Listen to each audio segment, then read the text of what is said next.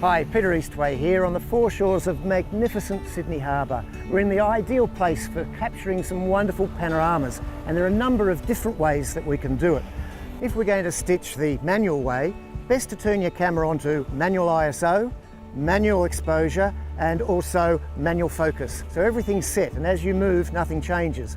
Work out how wide you want it to be, and then start a little bit further to the left and keep going a little bit further to the right. And just take your time and get every shot exactly right. I also recommend shooting vertically, and we just go around step by step. And one last thing, don't forget to overlap your photographs. Don't try and line them up. Around about 30% is ideal. Back in Lightroom, I can see in the grid view that I've got my 11 shots from left to right. So I'm just going to go into the develop section, and I'm going to press my shift key, and down the bottom I'm going to select all 11 photos. There are different ways that people have, but this is the way that I like to play. I then come up to photo, and I go down to photo merge, and I come across to panorama. Lightroom comes up with a little dialogue. It gives me a couple of options: spherical, cylindrical, perspective. Pick one that works. I normally just let it go, and then once it's ready, press merge.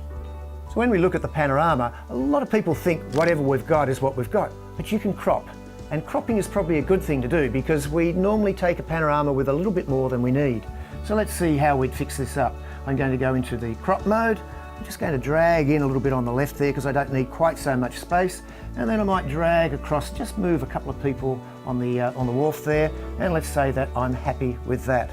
And maybe to give it a bit more mood, here's an option. Let's just darken down the image completely, just so that we've got maybe a little bit more contrast, but just so that we've got a little bit of darkness all around. I'm going to now add an adjustment brush. I'm going to make the adjustment brush lighter, and I'm just going to draw a line straight across the middle, and you'll see how that lightens the whole image up. And I can just come down a little bit on the foreground so it's not a completely straight line, and I figure that's looking pretty good. Don't forget, photography is all about capture and post-production. I'm Peter Eastway.